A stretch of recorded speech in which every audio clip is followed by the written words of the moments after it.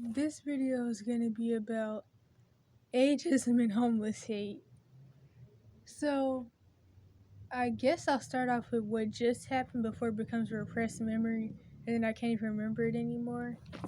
I'm going to start off by saying I did know this was a pretty bad idea and that it was bound to go left. But, yeah, so I decided to go to this other city, trying not to say where because I try not to give too much information about where I live, even though I probably already have said it before. Because of the whole thing with like my relatives watching my videos. I don't even know if they watch this channel specifically, but I do know that they did watch the evidence channels, which are the ones that I used to upload to, like in the beginning of the whole me leaving thing, and even before that. If anybody's even been here since like the beginning of this channel, which was actually made before I even started doing the evidence channel, I think. Or at least before I started making those videos public back when I did have them up. But anyway. So yeah, don't want to give too much info on that. But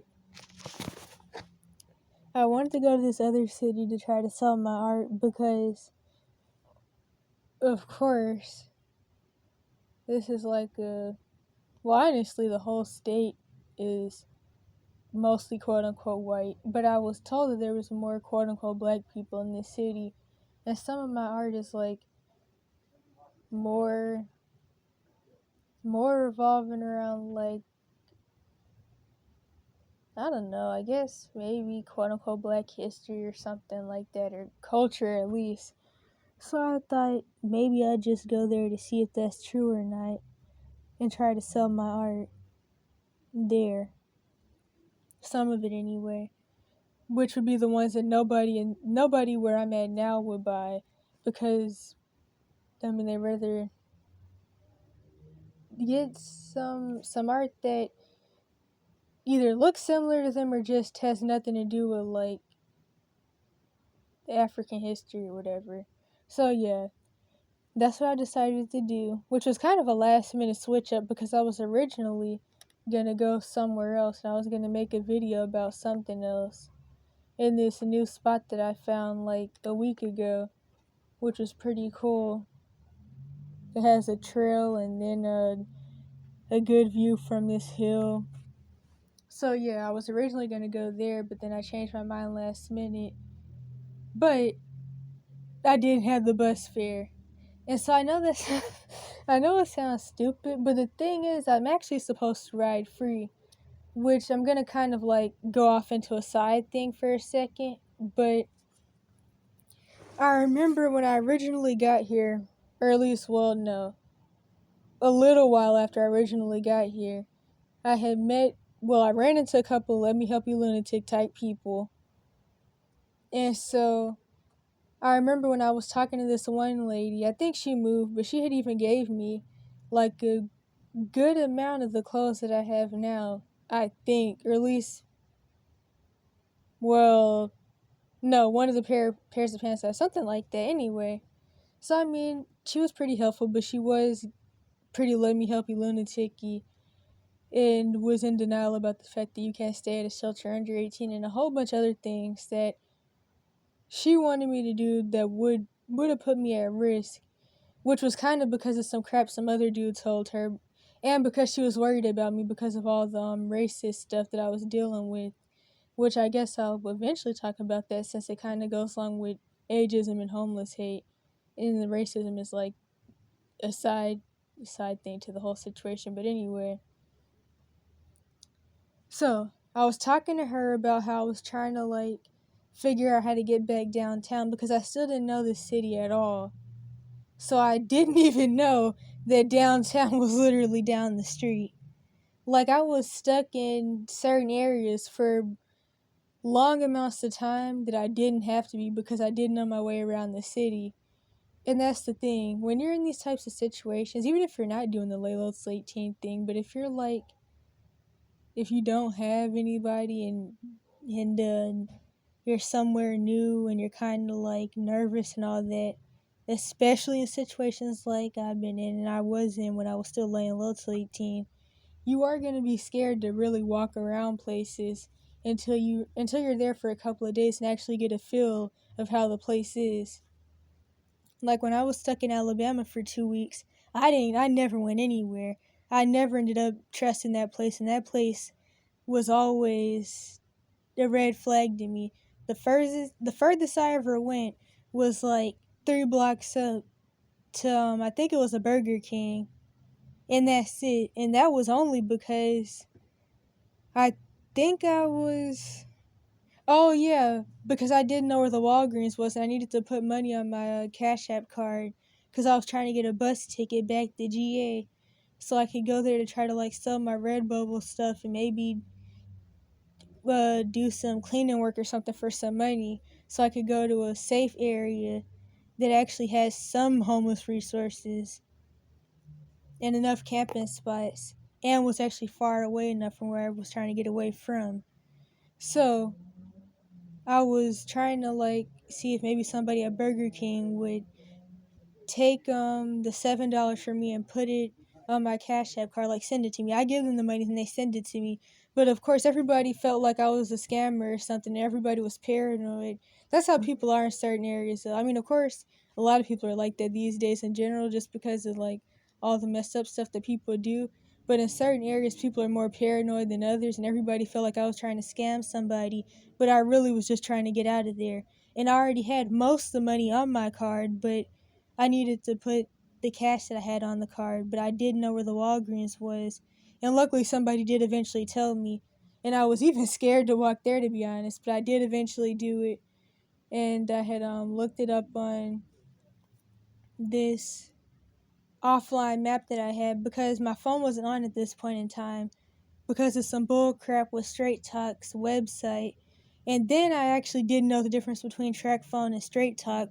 So I was trying to turn my phone on Track Phone website instead of Straight Talk, and that caused extra issues because obviously that didn't work. And so my phone was off for a little while then. But luckily I had an offline map that I had downloaded before even leaving. So yeah. Anyway, when you get to new areas, in situations like this especially, you're going to be scared to go anywhere, so I didn't know how to get back downtown. So back to the first thing I was talking about with the lady, the Let Me Help You Lunatic type lady. So she was telling me that I'm supposed to be able to ride the bus for free. And that was when I was still 17. And basically, ever since then, even before I turned 18, some bus drivers will let me on and some won't. I mean, even at 18, you're supposed to be able to ride the bus free because youth and students ride free. But the ones that knew I was homeless, some of them anyway, wouldn't let me because I guess people feel like, due to the situation that I'm in, that takes away my youth card or something. And it's so stupid because at the end of the day, I'm a student now too.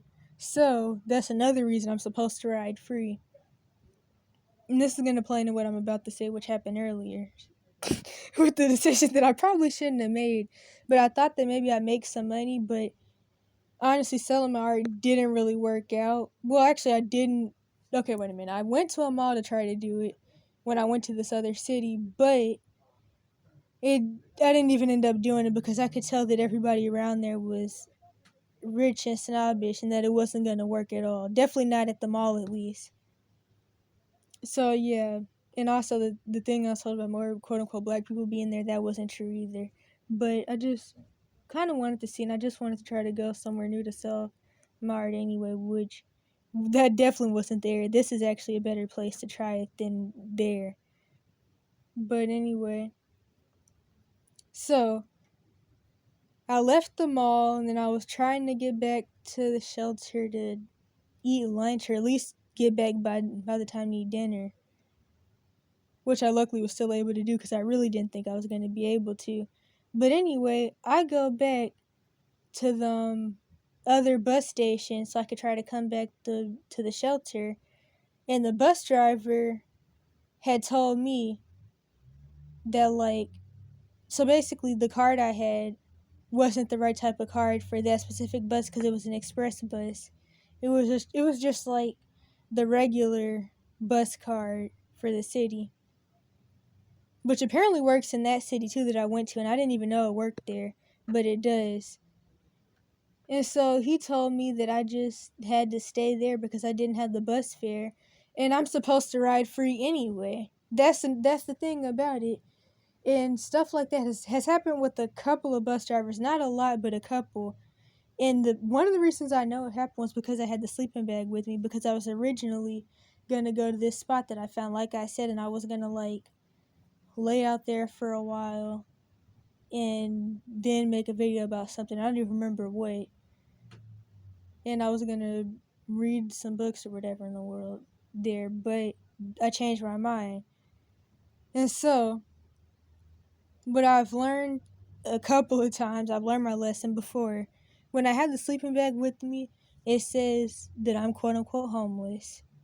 And that has made a few bus drivers, and of course other people, treat me like trash when there's already other side reasons that people would do that. But it's added to situations. And so, he said I needed the bus fare. And then I had, oh yeah, I forgot to mention the fact that it was 91 plus degrees.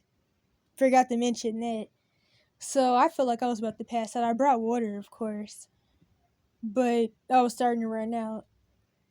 And so I had went back into the bus station, and then I had asked one of the staff if like the water at the sink was drinkable, because they were doing remodeling, so the water fountain in the bathroom area that they had open before was closed.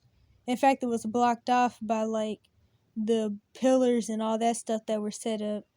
And so they had porta potties outside, and they had one of these sink things. They have one at the shelter too, where like you have to step on this black button and then some water comes out. And I was asking if the water was drinkable because I wasn't really sure how it worked, because honestly it looks like, which this is very dirty, but it kind of looks like water comes out and then the same water that goes down gets filtered and comes back out. And so that's why I was asking if it was drinkable, because it kind of looks like that's what it is, which honestly is, well, I mean, I guess that kind of is considered clean, since that's what the sewer systems do anyway, but I don't know. And then, luckily, the dude that worked in the bus station had gave me a couple bottles of water, and he gave me $2, which was really nice. And people like that, they do make things better in the world, but it's commonly like the bad outweighs the good. Especially because situations like this are really triggering to me. Especially when it revolves around food too, because I didn't think I was going to make it back in time for dinner. And I think I had eventually already missed lunch, and I guess like due to the starvation abuse situations I was in, not getting to eat is really triggering to me. But that's kind of a side thing. So wait a minute. And I had asked the dude if he knew about like any nearby stores that I could walk to that weren't far, because I was not trying to walk a mile at 91 degrees, which honestly felt like 100. I'm still hot right now from being there, and I got back like an hour ago. So yeah, anyway, he told me that there was a Whole Foods nearby. I swear he said Walgreens, but it was no. I think I'm just thinking about what I was talking about earlier. So anyway, I went to the Whole Foods, and I was trying to sell my art so I could get $7 to get on the bus to come back to the city that I live in, even though I'm supposed to ride the bus free. Tell me why I eventually did make the $7. Well, technically I eventually made $5 plus the $2 that the dude in the bus station gave me. And then I wait a minute, was it? Oh yeah. Then the bus I need to get on is there, so the dude had asked me about how old I was, because he was like, "You're supposed to ride free." And I was like, I just sat out there for an hour plus in 91-degree weather to make this $7. I might as well use it. So, yeah, there's that situation that happened earlier. And, trying to think of, like, something else I could say about that before I move on to the next thing. So this was a while ago. There was this one bus driver that used to work for the city bus, whatever in the world it's called. And so he was nice to me some days, but then one day he saw me with my sleeping bag because I think this was when I was still looking for a new spot or something. I can't even really remember. But he saw me with my sleeping bag. Maybe this was around the time my tent flooded. And like I always say and let it be known, I already look 12 anyway. And that's what people first think when they see me.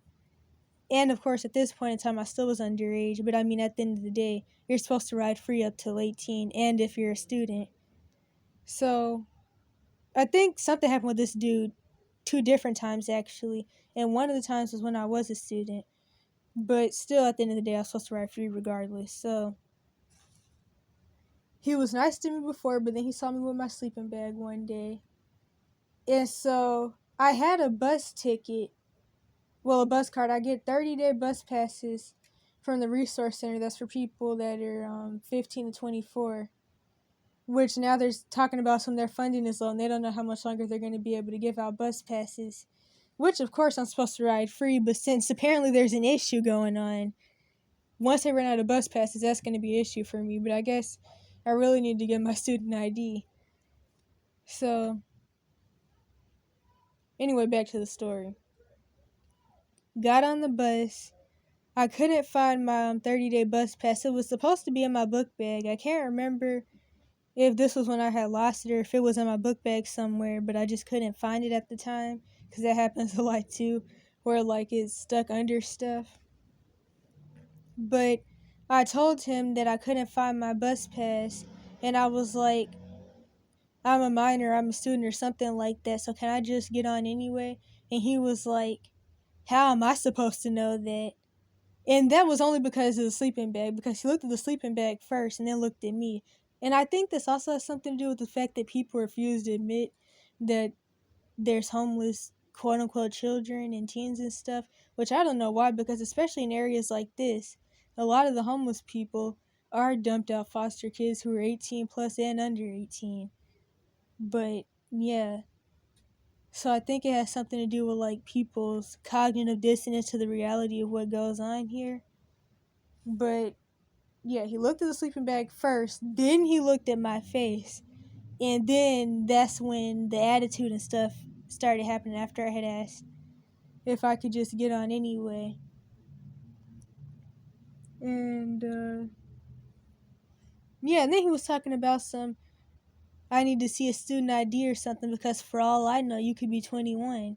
First of all, nobody ever thinks I'm 21 other than the times where like usually an older person who really knows something when I talk to them about like certain things. I've had some people say you look like you're about 12, but you have to be in your 20s or older because you know too much. That's the only time people ever think that I'm like in my 20s or something, other than the people that are pedophiles or phibophiles or whatever, and are trying to act like they have no idea that I'm too young for them. So other than that, you definitely don't think I'm 21. Probably didn't even think I was 16 at least. Or, well, at most. The first couple times he saw me. Until, like, he seen me with the sleeping bag. But, yeah, so there was that. Trying to think of another situation. I guess the third situation that I could mention is when I was in Alabama. So I was still doing the whole lay low till 18 thing then. So I had my tent set up. I've said so many times. I do this every video. Had my tent set up. This was when I still had the $20 pole tent, which was actually a good tent. I just wish I had waterproofing spray because tents are not waterproof. And it rains a lot on the East Coast. And my tent would flood every so often. And I'd have to like pour it out. But luckily I was in a good spot where like I had trees that I could hang my sleeping bag and stuff on. And it was pretty hot. So it would be dry enough by the time it was time for me to go to sleep. So, this was in the midst of like really poor people and then really rich college students that were living in tech apartments. And of course, wait, that did not come out right. And of course, these days, like, since the elites want everybody like trapped in tech cities anyway, you may already know that in cities they're like building a whole bunch of new tech apartments where everybody's crammed in together, and then they try to like have a tree and a pole on the roof to make everybody feel better about the fact that you're not going to be able to own jack and you're going to be living in a tech apartment where you have to squeeze your whole family in a studio. But yeah, anyway, so that's how the city was. There was a lot of racial stuff, but this is already 20 minutes long, so I'm not even going to be able to go into that part. And I had my tent set up in a park. I was supposed to say this. I don't know if I did or not. I was on the bottom of this hill thing, so like there was this big wall, and it was like a bridge, and there was some train tracks on the other side that you could see by standing on the bridge. I was on the bottom, and it was like a dip, so you could only really see me if you actually got close and looked down, like on the ground at the bottom of the hill over the rail. Hopefully that made sense. But if you really want to like be able to see how it looked, just Google Birmingham, Alabama Railroad Park. I think that's what it was called. But yeah, and by the way, this was right next to the Greyhound station, right beside it. So that shows you that I never went anywhere when I was in this place, because I went there for a reason, but that kind of went left. I was trying to help someone else, but it didn't work out. And that's what led to me getting stuck there for 2 weeks. So now I get into the ageism, which doesn't really have much to do with what the people were doing, because the people never actually saw me, which probably wouldn't have made a difference for some people. They probably still would have treated me like crap, because that's what people do. People really don't care who you are or what the situation is. People are just taught to like put other people down to keep their self feeling good. So yeah. Anyway, I'll be woken up at 12 to 3 a.m., which I still got great sleep out here. Definitely better sleep than I ever got in my previous situation, because I went through so much sleep deprivation abuse since age 8. But still, the issue is I'll be woken up from 12 to 3 a.m. to drunk college students, because there was a couple of bars like across the street from the park that I was staying in. And so the college kids will literally go to school, and then on the weekends and even on school nights, they spend all their time spending hundreds of dollars at the bars, which were very loud. And I also always ended up staying near places where people will like have marathons and bike races and stuff. So sometimes I'll wake up at like 8 a.m. to music being blasted and people running marathons to quote unquote raise money for foundations, some more bull crap. But yeah, anyway, college kids would walk around drunk, screaming and stuff at the park at night, at least until they would get kicked out when the park closed. I would have people spit on my tent, and people would throw like soda bottles and stuff at my tent. And so I had some spit that I had to wipe off. I had to wipe soda off my tent. I would have people screaming, "Bro, get a job," and I wasn't even old enough to work. As if getting a job would even really do much. Honestly, I really feel like if I would have been old enough to work there, I still wouldn't have been able to find a job there. Because, like, just the dynamics of the place, and they're not even talking about racial stuff. It's like there wasn't really anything out there. So you know that the people there who did have something going for themselves, their jobs weren't there. In fact, I know a couple people where I live now in Cali who actually live in Birmingham, Alabama, but they come here for work. So yeah, that type of stuff would happen. Uh, some other things I can't really remember. I guess I could go into the racial stuff, but I don't know if I have enough space left to record though, because it's already 24 minutes. But one thing that happened when I first got to Alabama, this was like my first day. I was sitting on the bench at the park, and I was looking at the pond or whatever, something like that, just trying to figure out what my next move was going to be and what I was going to do. And there was this. I only use these terms so people know what I'm talking about, because you already know that I already know the truth behind the black and white label, but just so people know what I'm talking about. There was this quote unquote white lady and her baby, and they saw me sitting at the park on the bench, and they looked at me, and they were across the bridge, well, like on the other end of it, and her baby pointed at me and started crying and screaming, "I'm scared, mommy, I'm scared." And I'm thinking, I'm scared. I've been scared since I got here. But yeah, so that happened. So much crazy racial stuff happened when I came to Santa Cruz, to be honest. And I actually tried to talk about this in what I like to call the abuse escape sub on Reddit, because I don't really want to give a lot of info out about that, because I don't want people to like go there and try to tear down or get shut down or report a group that may be helping some people. At least they really didn't do anything for me, because Amaz never liked me since I was 14, because they felt like I posted too much about my situation, and I posted the evidence videos too much and a whole bunch of other weird stuff. But really, I don't even really think it was about that, because it's really obvious that Reddit is definitely an app for white supremacists and child molesters, and it's definitely ran by them too.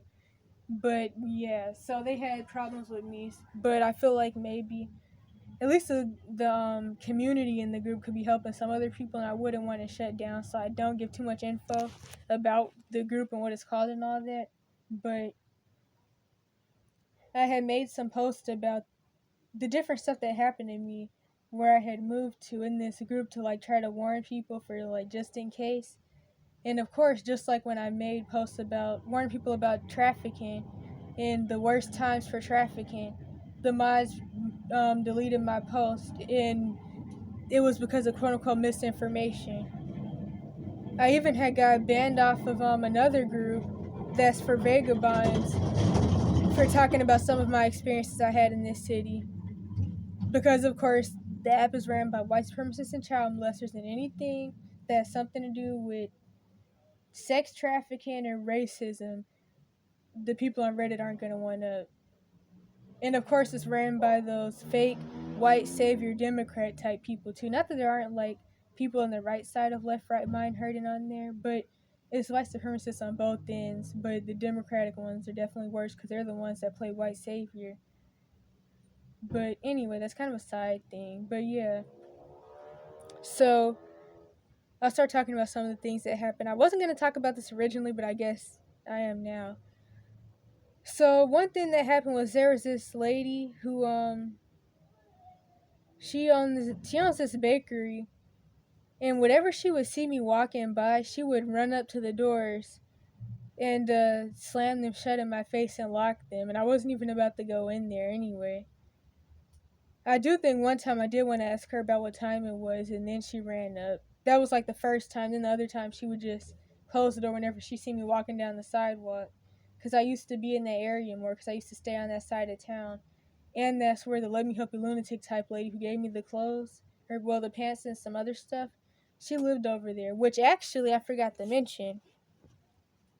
Somebody had reported her to HOA for bringing me over to her house too. The Let Me Help You Lunatic lady I just mentioned. So that happened. Before these two things happened, there was a situation where this lady let her dogs off the leash to chase me because, quote unquote, they had never seen a ninja before. And she had 10 dogs on a leash. Luckily, she only let off like 3 or 4. And luckily, they were small, but they still were like very aggressive. And then she was screaming at me, and she was like, "Why are you running? Stop running. You're going to make my dog go into the street. Stop running. You said you wanted to say hey to my dogs." First of all, I never said that. And you know I never said that. I didn't even say anything to that lady. To be truthfully honest, I didn't even say anything to her. She just had whatever in the world going on. And they were Scottish or Irish or whatever. They had bagpipes, and they both had on the kilts or whatever they're called, even though I thought only dudes wore that. But yeah, so that was it. And of course, I'm gonna run into stuff like that in this type of area because this is where all the I can't mention the name of this group of people, but this is where the Europeans that will tell you that they're Scottish, Irish, and German, and some are Russian or Ukrainian and Polish. This is where a lot of those types of people live at, the ones that are running around Northeast Africa pretending to be the people. So of course I'm gonna run into stuff like that because these are the real, oh my gosh, the real white supremacists at the top that actually run everything. So not the lower level white supremacists, not the ones with no teeth in country bunkers that are inbred in the South and the Appalachian Mountains, not those ones, but these are the real white supremacists, not the people who think that they have something going on but really don't. Because the real white supremacists at the top, a lot of them don't even really like other quote unquote white people. So yeah, that's why I've ran into like more racial stuff out here. That and the situation I'm in. Because of course, if I was like rich and people saw me with parents, they wouldn't do the things that they have done to me because they would know that they could get reported for it. But because they know that I'm quote unquote vulnerable and I'm in a not ideal situation and I don't have anybody, they know that like they could do things like that. And so yeah, because like I remember there was this one restaurant that I tried to go in to use the bathroom, and they said that I couldn't use the bathroom there. Which, of course, laws like that are put in place really for the homeless people. But she said I couldn't use the bathroom there. But I came back another day, or either the same day, with this white lady who took me there to get something to eat. Then I could come in. Then I could use the bathroom. So, yeah. And I've actually ran into a couple situations like that where I've seen that I've been treated better by places when I go in with somebody that's like obviously older than me and could possibly be a parent or relative, and then I'm treated better. So, yeah, because this is 32 minutes. I forgot some stuff actually, and if I can't edit this in, then I will, but if not, I'll make it a part 2. So, another racial and homeless hate motivated situation was on my first day here, I think, or maybe my second or third. In fact, yeah, my first day, maybe second. But I remember it was within the first 3 days. I had just like picked the first spot that I found because I was still new here and I was still like really worried about walking around because I didn't know how the people were and how things could go. And of course, I still didn't know my way around. I didn't know my way around till like months later, to be honest. But actually, it's a small town, to be honest. I mean, there's definitely still parts that I haven't been to, but I kind of realized that everything that I was looking for in every place I was trying to get back to was right down the street from each other. But anyway, I still have a video of some of this actually because I had started recording like halfway through, and I was even on the phone with somebody I knew one of the times that this I think the same dude had came up to me, and basically he was racist, but he was mad at me because he wanted to date me, and he would talk junk to me because of that. And one time I was on the phone with someone I know, and the dude came up talking crap, and I think this is the same dude that was making a lot of the other comments. But basically, I was in my tent, and the dude was like, "Go back to Mexico, you nigger. Get out of my country." And then he said something about my tent because I had an orange $20 tent. Well, not about the $20 part. I just threw that in there. But he was like, "Orange is a new Aranja. Nice tint, though." And I was like, So that happened. That was my first day. And, trying to think of something else that happened, like, within my first couple of days. But a lot of different racial stuff just happened over, like, the time of me being here, to be honest. But that's the earliest racial thing I can remember. That right there. I should have mentioned that first, I guess. And I have a video still of him saying the orange is a new Araha thing. Nice tint though.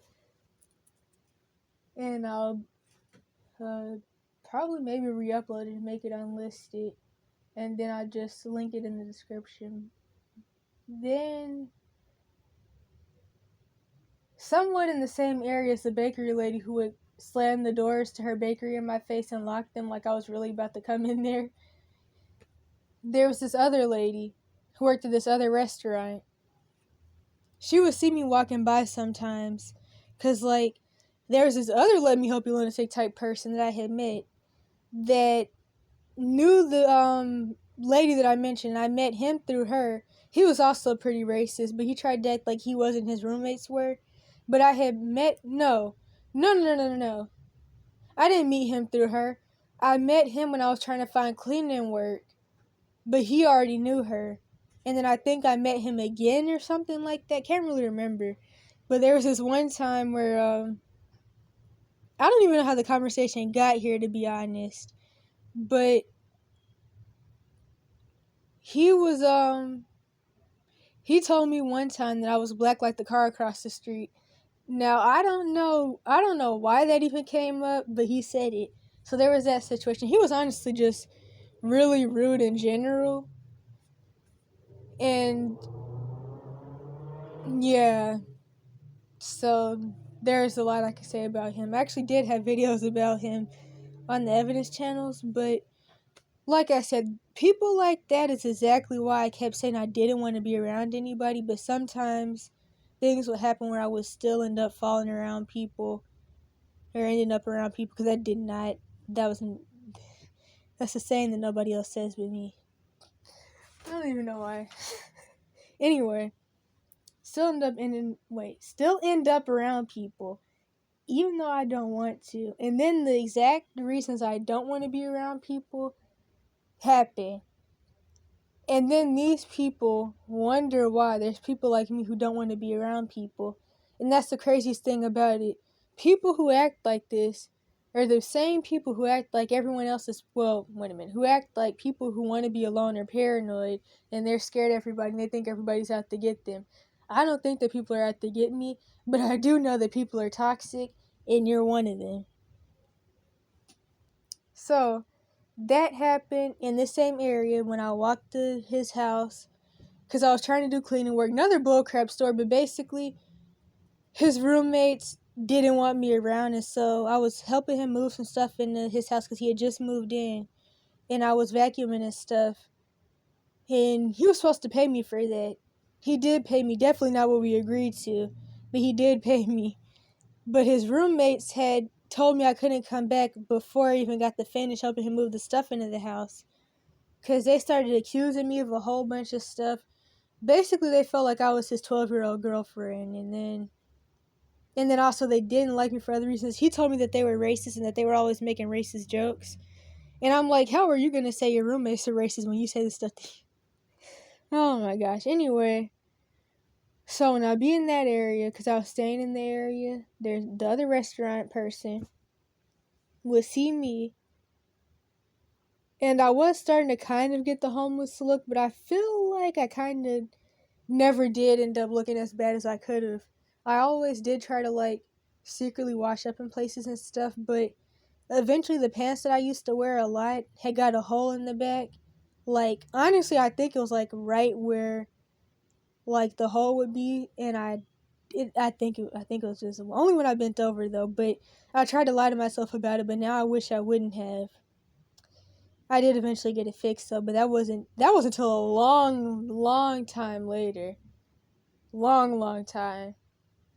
And so I guess I was starting to look a little homeless, but still not really, I don't think. But lady already didn't like me for other reasons. So it was obvious that she was racist anyway, and the homeless thing just made it worse. So she would just stare at me and give me looks whenever she see me walking by the restaurant. And one time I really had to use the bathroom, and there was nowhere else for me to use the bathroom because the coffee place that I would go to use the bathroom, they were closed. But luckily all the staff were nice, at least the ones that worked there then anyway. So they were all nice and they would let me use the bathroom. One of the staff members would even like let me get free coffee or lattes whenever she was there. And she would use her employee discount or something like that. And she doesn't work there anymore. And it was really nice of her. And I would take it, even though coffee gave me diarrhea. But I would still take it because, like, sometimes their coffee and their sourdough jelly toast was, like, one of the few things I would get to eat in a day until I met these other people that were in this area that would give me some free tacos, which they were very, very toxic, which is another situation. But it's not even just about people, it's also about the situations that I'm usually in.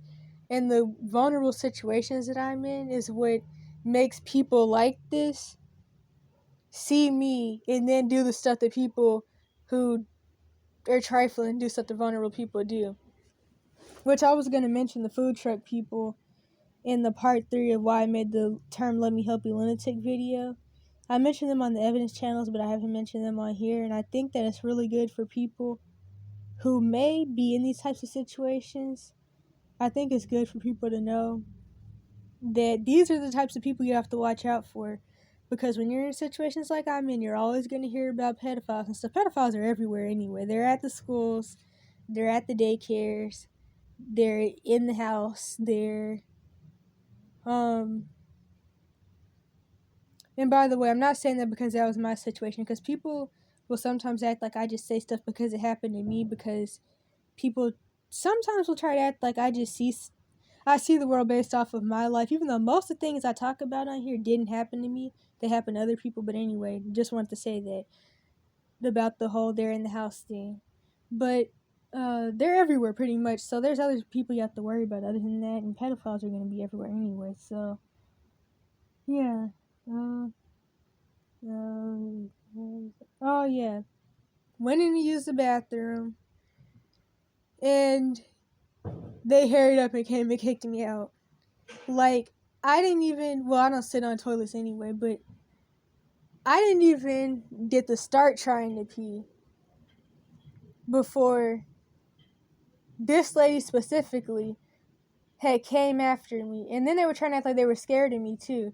So they were trying to act like they were scared to get close to me, and like they had to talk to me from a distance, and like they had to fear for their life. So there was that too. And I know people are going to be like, well, why in the world would you even go in there to use the bathroom anyway? This was the only bathroom around. And then there was a whole nother time where, like, because of the stomach issues I have and all that stuff, there was this one time, well, no, I'm going somewhere else. Hold up. I don't even want to mention that, actually. Let me not talk about that. So, yeah, just forget that.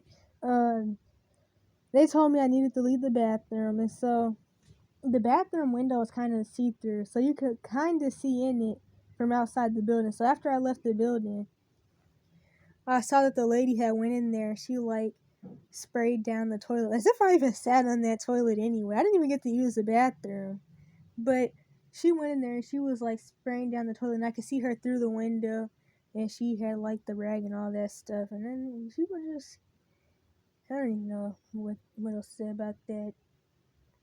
Another situation was,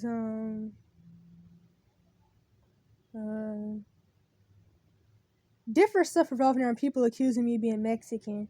I've gotten into, like, different situations behind that, and people saying that I need to go back to Mexico, and that I'm a burrito muncher and all that stuff.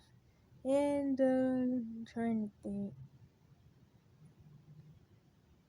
That's all I can remember right now.